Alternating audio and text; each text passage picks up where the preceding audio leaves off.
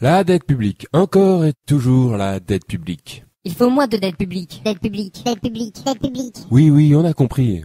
Mais en effet, il y a de quoi la prendre au sérieux, cette fameuse dette publique. Son impact est mondial, et rares sont les pays qui ne sont pas sévèrement touchés. La preuve, la dette publique mondiale n'a cessé d'exploser au cours de ces dernières décennies. Mais pourquoi autant de dettes? Que faudrait-il faire? Il faut moins de dépenses publiques. Plus de compétitivité, un plan d'austérité, tout privatiser. Oula, doucement, vous en êtes bien sûr? Déjà, comment expliquez-vous que autant de pays soient endettés à ce point-là? C'est bizarre quand même. Et pourquoi ne parlez-vous pas du système des réserves fractionnaires? De la création monétaire par le crédit? Ou de l'article 123 du traité de Lisbonne? Il me semble que c'est important. Quoi? Je vois, vous ne savez pas ce que c'est. Eh bien, dans ce cas-là, il va falloir que je vous explique.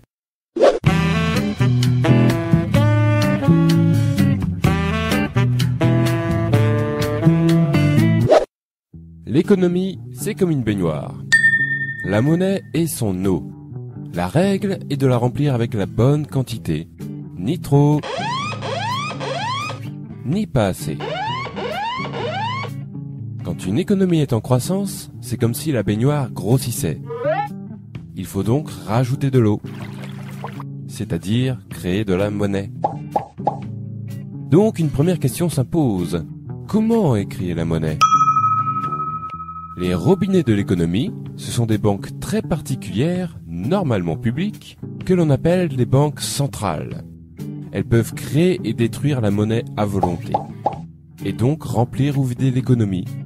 La monnaie créée par ces banques s'appelle la monnaie centrale. Mais, petite astuce, il existe un deuxième robinet, constitué des banques commerciales, c'est-à-dire les banques privées. Cependant, ce robinet fonctionne d'une manière un peu particulière. Je vous explique. Lorsque l'on fait un emprunt dans une banque, la plupart des gens s'imaginent que la banque donne une partie de l'argent qui est dans ses coffres. Eh bien, pas du tout. La banque va en réalité créer l'argent qu'elle prêtera par une simple écriture comptable. Cet argent sera détruit au fur et à mesure que le prêt sera remboursé. Ce procédé se nomme tout simplement la création monétaire par le crédit.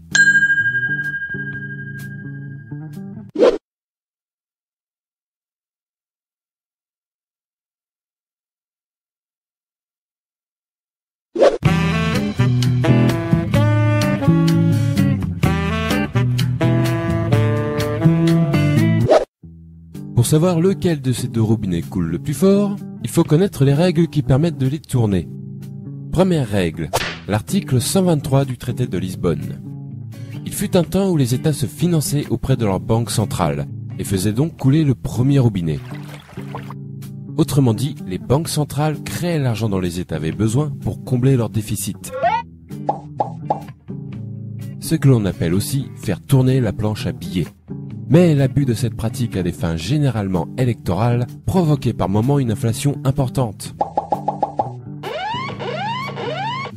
C'est pourquoi, depuis les années 70, influencés par le monde financier, les États s'interdirent le recours aux banques centrales. Cette interdiction existe toujours et est aujourd'hui visible dans le traité de Lisbonne, signé par tous les membres de l'Union européenne sous l'article 123. Les États ne peuvent donc plus faire couler le premier robinet. Ils utilisent alors le second. Cela veut dire que pour combler leur déficit, les États font désormais des emprunts auprès du marché financier, et plus particulièrement auprès des banques commerciales. Deuxième règle, les réserves fractionnaires. Tout comme les États, les ménages et les entreprises font aussi leurs emprunts auprès du marché financier. Cela garantit alors pour les banques commerciales beaucoup d'argent à prêter en perspective. Mais disposent-elles de suffisamment de fonds pour cela? A priori oui, car comme nous l'avons vu, les banques commerciales créent l'argent qu'on leur emprunte. Mais il existe une limite, que l'on appelle le taux de réserve. La création ne peut avoir lieu que si la banque possède une certaine quantité de monnaie centrale. Cependant, cette limite est franchement souple, puisque, au final, les banques commerciales peuvent créer et prêter plus de 6 fois ce qu'elles possèdent en monnaie centrale.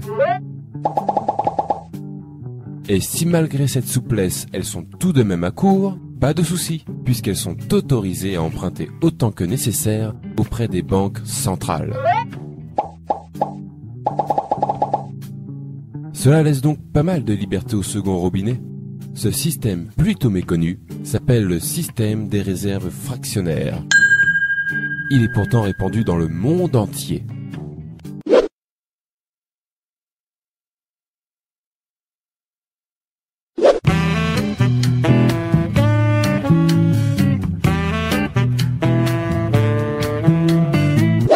Trêve de robinetterie, revenons à la baignoire.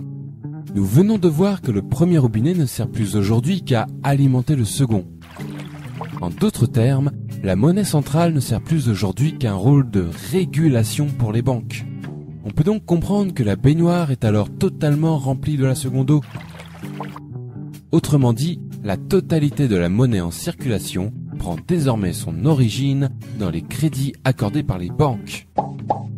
En effet, l'essentiel de la monnaie est de la monnaie dite scripturale, c'est-à-dire de la monnaie issue du crédit. Or, il y a un problème avec cette eau. Elle s'évapore. Et oui, puisque la monnaie provient du crédit, elle disparaît quand ces mêmes crédits sont remboursés. Il faut donc sans arrêt refaire couler le second robinet pour garder la baignoire pleine. C'est-à-dire que les États, les ménages et les entreprises doivent sans cesse emprunter auprès des banques pour que l'économie fonctionne.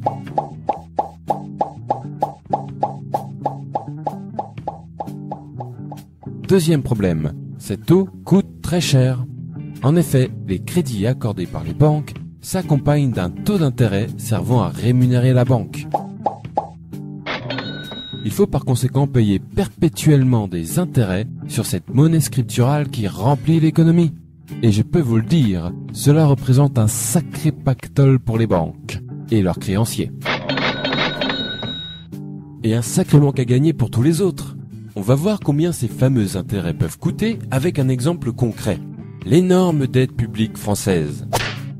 Respectant les règles qui ont été décrites, l'État français ne fait plus appel à sa banque centrale et paye donc des intérêts depuis 1973.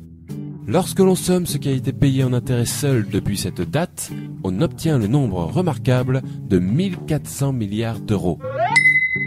Pourquoi remarquable ?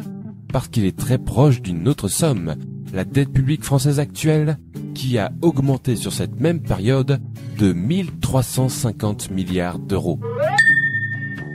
En clair, ce qui fait grossir la dette, ce sont tout simplement les intérêts de cette même dette. Et n'oublions pas qu'il ne s'agit ici que de la dette publique. La dette des entreprises commerciales françaises, par exemple, elle, est aujourd'hui de 7000 milliards d'euros.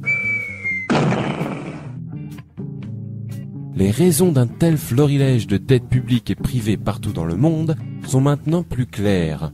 En effet, une grande partie des pays de la planète baignent dans le même bain, à devoir faire des emprunts et payer des intérêts pour faire fonctionner leur économie. Pour rembourser ces emprunts et ces intérêts, il faut faire d'autres emprunts plus importants, qui amèneront d'autres intérêts plus importants aussi. On aboutit donc de cette manière à une dette qui se nourrit d'elle-même, et grossit, grossit, grossit, inévitablement.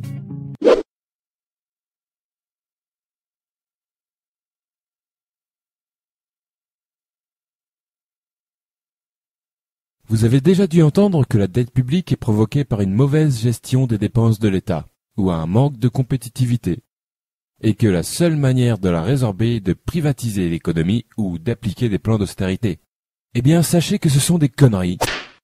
Il est mathématiquement impossible de résorber l'ensemble des dettes publiques et privées sans aborder la question de la création monétaire par le crédit avec intérêt, puisqu'elles en sont les causes naturelles. Si vous voulez résorber la dette, le premier prérequis indispensable est d'arrêter de faire couler le second robinet pour remplir la baignoire et d'utiliser plutôt le premier à bon escient. C'est-à-dire limiter le pouvoir de création monétaire aux seules banques centrales. C'est le seul moyen d'obtenir un système monétaire qui n'auto-alimente pas sa propre dette. Il y a une quarantaine d'années, les États se sont interdit l'accès à leur banque centrale sous prétexte que le premier robinet était parfois utilisé de manière abusive. Nous sommes arrivés aujourd'hui à la situation inverse, où le premier robinet manque cruellement et un autre l'a remplacé, remplissant l'économie de dettes impossibles à rembourser. Tout cela, ne l'oublions pas, au profit des grandes banques et de leurs créanciers. Je trouve déplorable qu'un sujet si crucial ne soit ne serait-ce que débattu par la classe politique, ni ne soit jamais traité dans les grands journaux. Merci de votre attention.